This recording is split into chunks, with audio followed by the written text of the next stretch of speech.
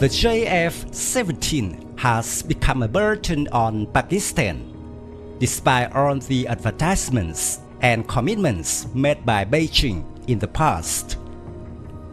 According to Eurasia Times, about 40% of Pakistan JF-17s are in non-flying state and forced to stand idle on the ground.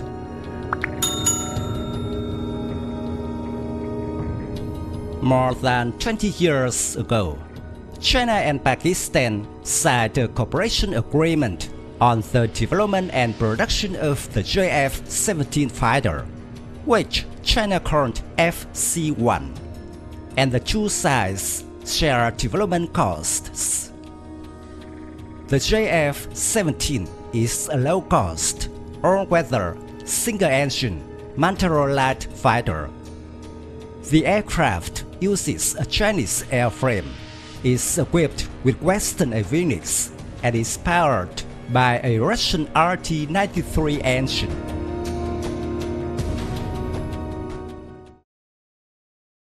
Pakistan believes that the performance of the JF-17 is equivalent to the Su-30 MKI, MiG-29 and Mirage 2000 fighters of their rival, India.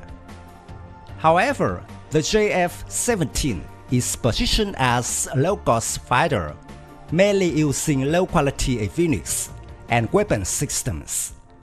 So the aircraft is far from being as expected.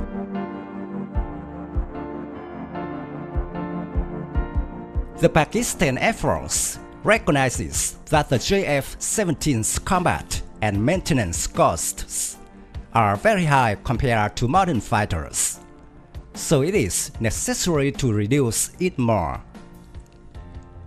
Under the contract, the JF-17 localization rate of the Pakistani aviation complex is 58%, but it is far from reaching this rate.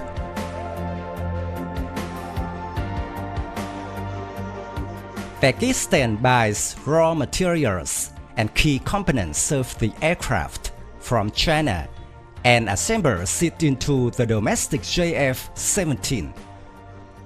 Pakistan can only manufacture a few parts such as the wings, the front fuselage, and the tail, but it has to import materials from China.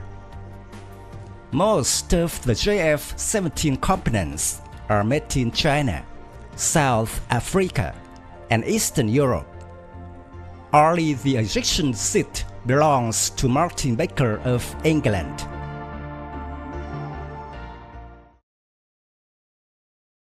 Since entering service in 2009, the Pakistan Air Force has been equipped with 115 JF-17s. The much anticipated two-seat trainer model was officially introduced in December 2020.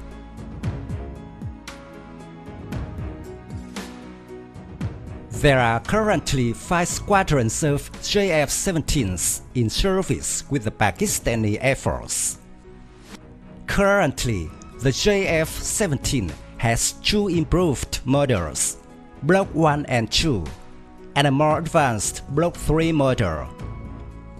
In December 2020, Pakistan Aerospace Company began serial production of a technologically more advanced Block 3 version of the aircraft, with improved radar and avionics, and a more powerful engine, electronic countermeasures, and enhanced weapons capability.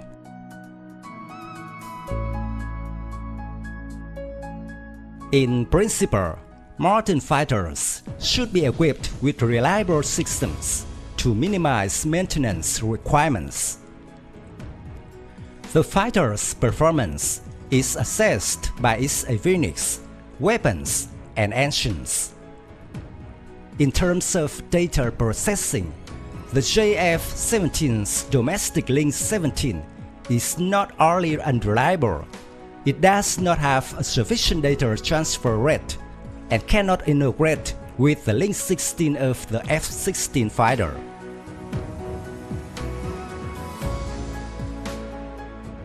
The core of the JF-17 avionics system is the KLJ-7AL radar and the fire control computer. The KLJ-7 radar has a variety of modes, but there are major operational and maintenance problems, and the failure rate of the radar is very high. Many modules of the JF-17's fire control computer are not working reliably, so Pakistan is currently trying to use domestic fire control computers.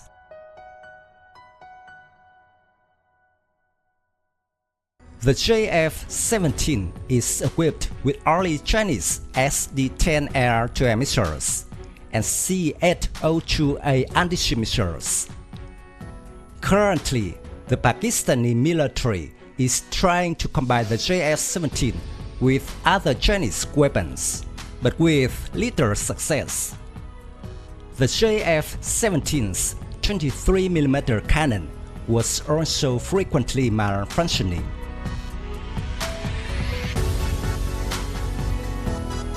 One of the main reasons for the JF-17's poor performance is the Russian RD-93 engine, which has repeatedly malfunctioned and has poor reliability. The engine has cracks in the propeller, nozzle, and the housing. The RD-93's poor performance was a weak link to the Pakistani efforts. They have repeatedly expressed concerns about the quality of the engine and the high maintenance costs.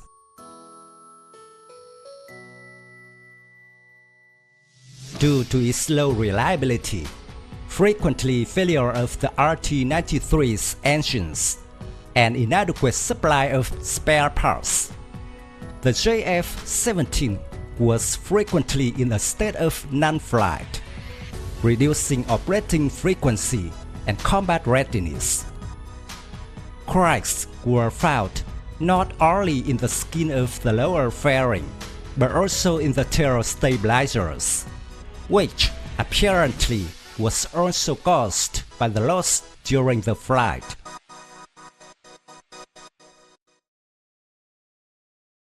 Pakistan has brought the JF-17 to important air shows. However, the lackluster performance during the 2019 Paris Air Show, especially when flying at low speeds, did not appeal to any potential customers.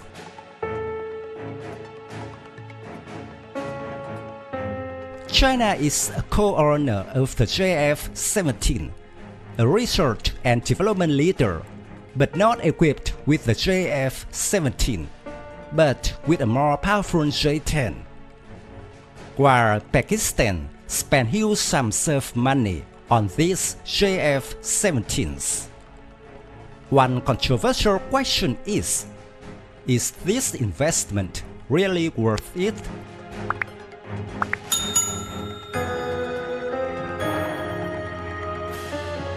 My video about the Pakistan JF-17 ends here. Thank you for watching. If you find this video interesting, please give me your thumbs up. Don't forget to subscribe to support the channel. Goodbye and see you again in the next videos.